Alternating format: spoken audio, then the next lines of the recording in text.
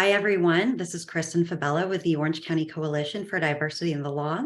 And today we have Parth Jani. Hi, everyone. I'm really excited to sit down with you, Parth. I am too. I'm super excited for this opportunity. Thanks for reaching out. Parth, why don't you tell us a little about yourself? So I'm born and raised in Orange County from Tustin, and I went to UCI for undergrad, UCI for law school, and it's been really nice to work at Jackson Lewis. So I've been here since I was a summer associate. I started out in 2018, and then I took the bar in 2020, and I've been here for now 3 years. So I'm a third-year associate at Jackson Lewis. Before Jackson Lewis, can you tell us about your career path? I went to UCI, so I was at UCI undergrad, and then I took a gap year where I worked at a smaller employment defense firm, and then I started at UCI for law school. My first year summer, I externed at federal bankruptcy court, and then I was a summer associate my second year, and then I've been here since. Looking at your background, you have a really impressive background in law school. Thank you. Served as the managing editor of the UCI Law Review. You were part of moot court, and you served as class rep for the Student Bar Association for all 3 years, right? Yeah. For those who don't know the law school schedule, he was really, really busy. Parth, why don't you tell us a little bit how you juggled your day?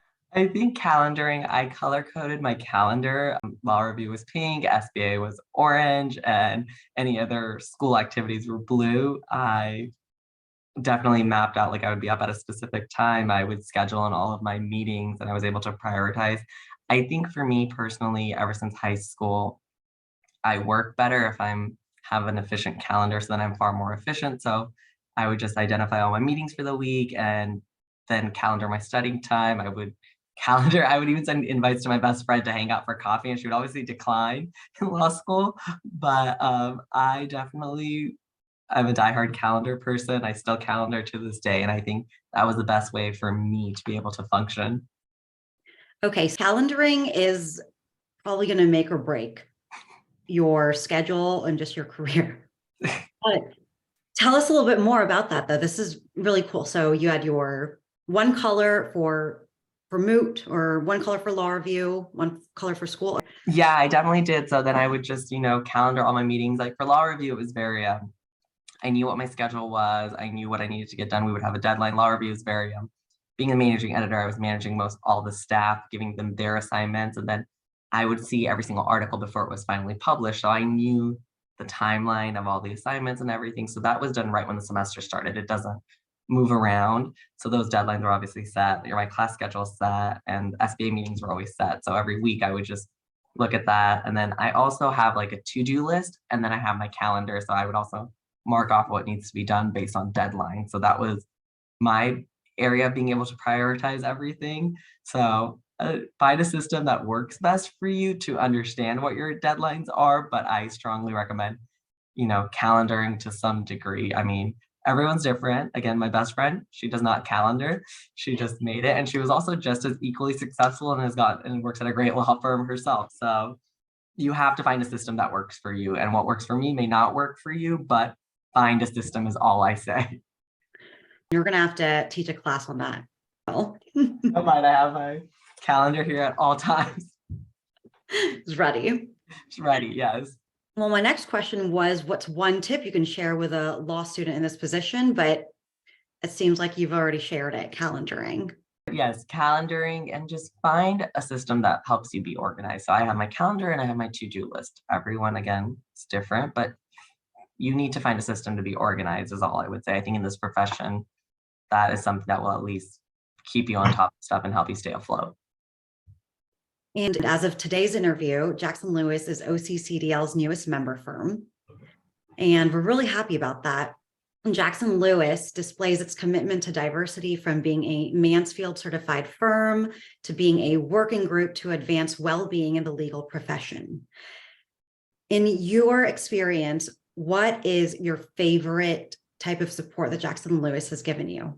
I would have to say the mentorship for me, that's been really big. I think from day one, it was always that there was someone here to help you grow as an attorney, answer your questions, any sort of feedback that you need, it's always here for you. And they're very big on open door policy. So I have partners that I look up to for pretty much anything. And even if it's not, I'm not working on a case with them, but I may have a question, I can go in them and ask them, and they're willing to answer it, guide you, strategize with you.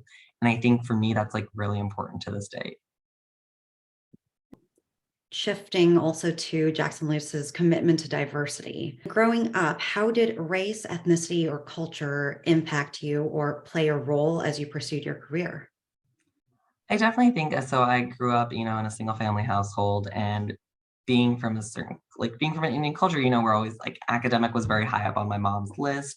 She always, told us to prioritize our academics. So that page played a huge role in my career choosing. And then jokes aside, I'm not very good at math and science, so I couldn't be a doctor. So I mean, speech and debate was really big with that. So blending all that together, I wanted to be an attorney. And that definitely, there were some challenges. I don't think we knew that many attorneys growing up, being from, an Indian background. So it was something that, my family also wasn't very familiar with, and they didn't know what the trajectory of my life was going to be like. But so it took a lot more researching, being able to, even advocate like this is the choice I want to make for myself and the family. Why is the fact that someone may not be exposed to as many attorneys, other people may not realize why that does make a difference? I think because then, speaking from my mom's perspective and some of my family members, they're what they think of an attorney is maybe someone who is just working as a criminal attorney or a defense attorney, or even back in India, sometimes there's a bunch of attorneys that don't have a secure job. And so there's a lot of uncertainty. And so they're not familiar with the full diverse career that the legal field even is, like what type of law that you go into, where you work, different job opportunities that our, career has. And not being aware of that, leads to uncertainty for them. Whereas, if there's a hard science, they know what a doctor background is, which is also a very amazing career that I was not able to do.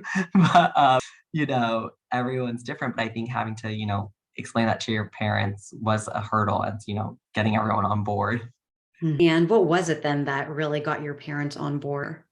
We had a couple of law students at our temple that we go to. So, I was like, no, look, he works at a law firm. This is the law school that he went to. This is the pathway, finding those resources. And if I can serve for in that position for someone, I think like in you yourself, now you know what it's been like. We can be there for the next generation. So that's something that I had to seek out. And then that to them to realize like their parents then talk to them through it. And so having that community understand what the role is was really helpful. And so now you've been practicing for over 2 years. What advice would you like to share to your fellow attorneys?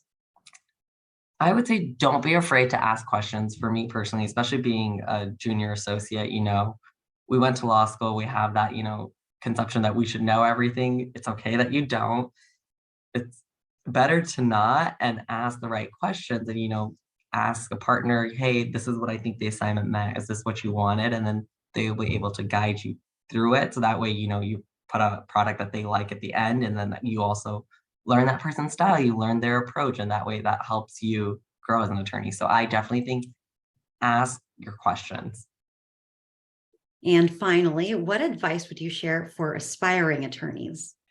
I would say, find some sort of internship at a law firm or an organization or something that exposes you to an attorney's lifestyle and the type of attorney that you envision yourself, whether it's in the public service, in the private service. I wanted to work at a law firm. I worked at a law firm throughout undergrad part-time and in my gap year.